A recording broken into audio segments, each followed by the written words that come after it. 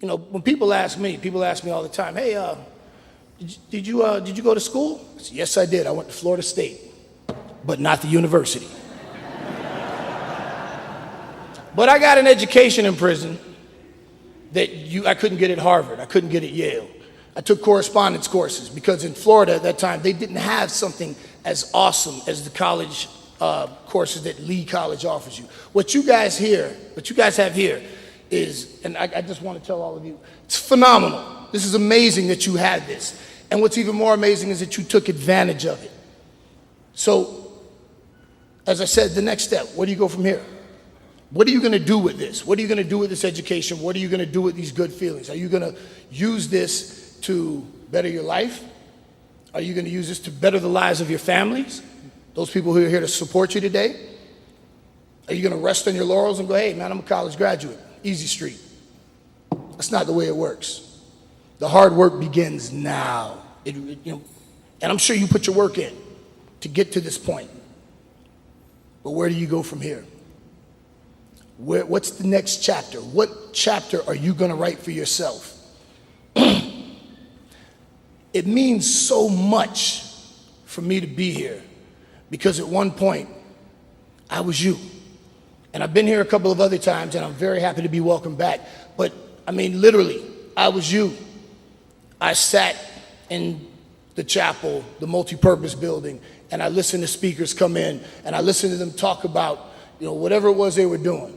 Yes, I know The Rock. Yeah, I know him. He's a friend of mine. Yeah, I used to work for Vince McMahon. I own a wonderful house and I have a nice car and I've done all of these things, but there was a point in time when I wore a uniform and I had a prison number and I had no idea what the future held for me. All I had was hope and the pen to write the next chapter of my life. And when I got out, fortunately, I met a correctional officer who introduced me to professional wrestling. And it's something I happened to be good at. And I pursued it. And I devoted myself to that so that I could make a living doing it. When I started that, I had no idea that at one point, I'd be known around the world. And I could walk down the street in Liechtenstein. Most of you probably couldn't find that on a map. I can't, not without help, But in Liechtenstein, if I walk down the street, there are people that go, oh, MVP, you suck. And for a bad guy, that your boos are cheers. In your case, people are going to tell you suck because you're an ex-convict. But you got to show them differently. Show by example. You have to be better than everyone else just because it's America and everybody gets a shot. But you guys are starting about 10 feet back from the starting line. So you're going to have to push a little bit harder. You're going to have to make some sacrifices because I want to tell you, there were people that told me, pro wrestler. Yeah, okay. I actually used to work at a warehouse unloading trucks. And the warehouse manager offered me a supervisory position. And he asked me, he said, what do you want to do with your life? I said, well, I'm going to be a professional wrestler. So until Vince McMahon calls me to work for him, I'll work for you. And he laughed. And he said, if Vince McMahon calls you to work for him, the Doors are going to call me to be their lead singer. Wow. Okay. I can tell you a few years later, my friend Sean still worked there. And I was able to, Javier, that was his name, never forget him. An action figure, an MVP action figure, and I signed it. Dear Javier, have the Doors called you yet? And I don't tell you that to brag, I tell you that to inspire you. Because there are going to be people that they're going to tell you what you can't do. And as an ex-convict, there are certain things that legally you just can't do. They won't let you.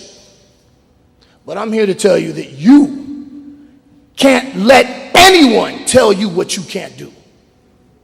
You make a decision. You figure it out what it is that you want to do and do it. Whatever it is. And, I once heard someone say that when you tell someone your dreams, if they don't laugh at you, you're not dreaming big enough. I'm gonna say that one more time.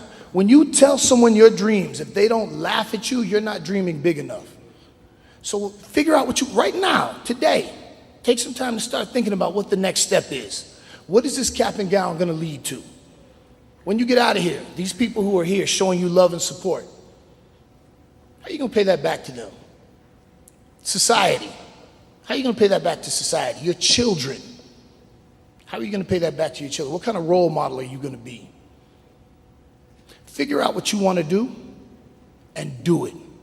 Don't let anyone stop you from being whatever it is you wanna be, provided, of course, that's law-abiding and, you know. When I got off the plane this morning and I was coming here, I thought, man, I'm exhausted. I'm tired. I just want to go to sleep. And I might get a nap on the plane.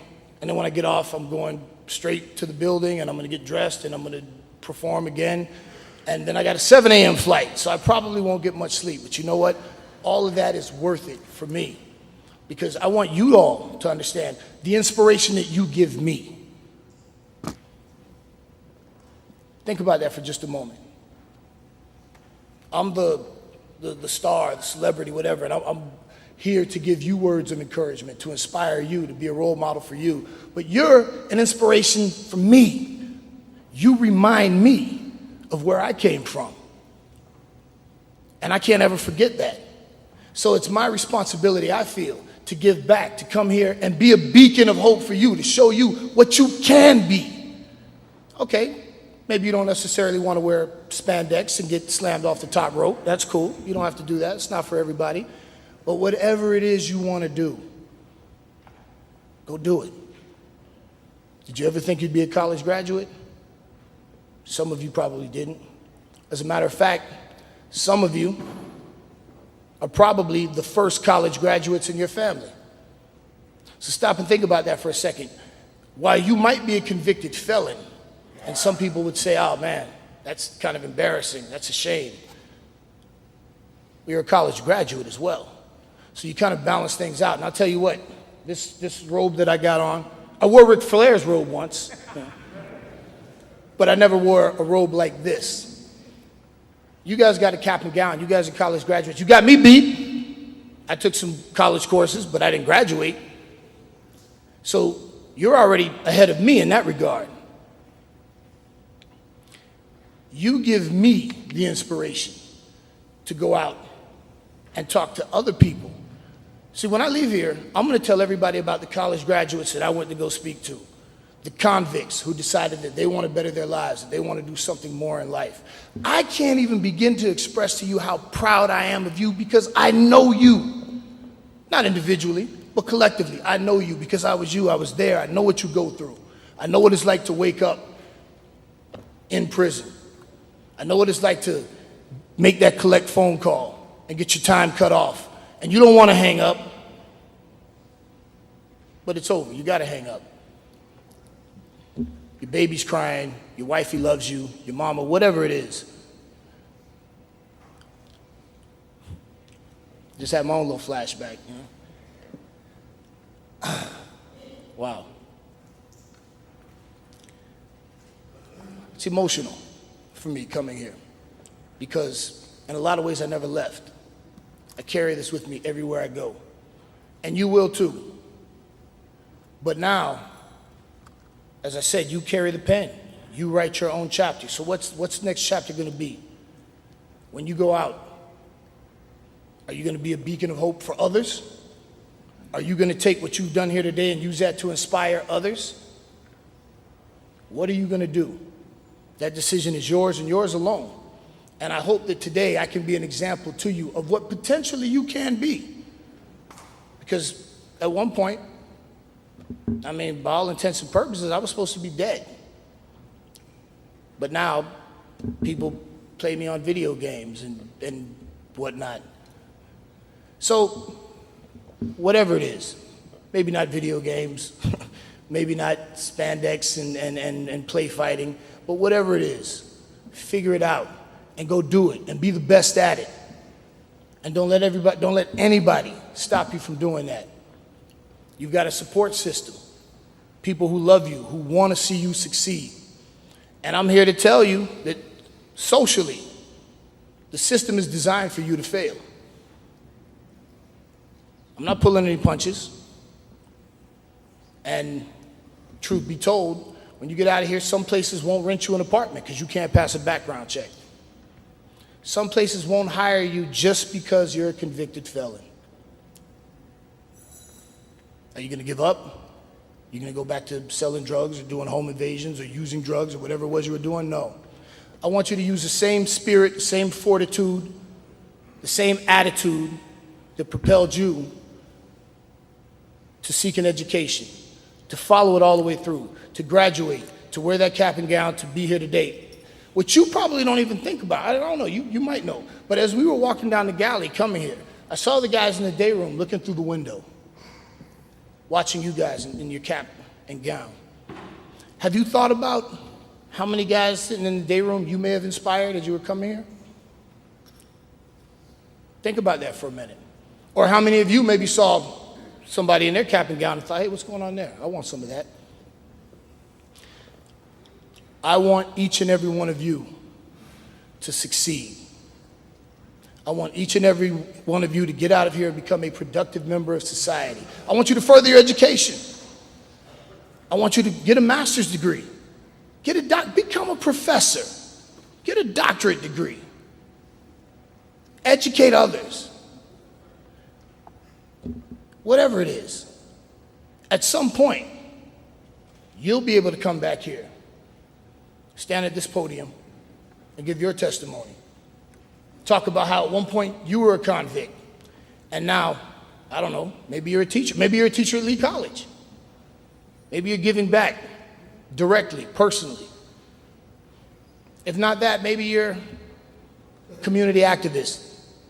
Maybe you're putting some time in with at-risk youth, telling them about your journey, where you've been, and where you intend to go. Because I know firsthand what it means to someone who's locked up to see someone who's done it, to use that as an inspiration, as a guide map. Now you guys have that responsibility. I thank you so much for allowing me to come here. You guys make me so proud. As a matter of fact, how proud are we of them right now?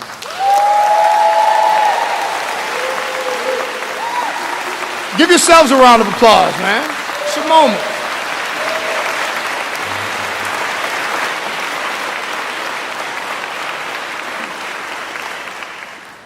Today's the first day of the rest of your life. You've got the pen. You write the next chapter of your story. What's that chapter going to be? You decide. Whatever the ending is, it's up to you. And on that note, I want to congratulate you. I want to encourage you to continue down this path that you're going down. I want to tell all of you, your family here, continue. Thank you, because I know what it's like to have your family on the outside showing you love and support. Some days that's the only thing that allows you to get up out of bed, knowing those people out there that love you. So thank you for that. And when they get out of here, hey man, sometimes they're gonna need that encouragement. Because you're out there, you're in the free world, and you need that encouragement. So behind the 8 ball, so to speak, they need that. Don't forget that. Don't ever forget where you came from, because it's very easy to go back there. But I hope that you do go back. And when you do, it's as a successful member of society, telling everyone about your journey, where you've been, where you're at, and where you're going.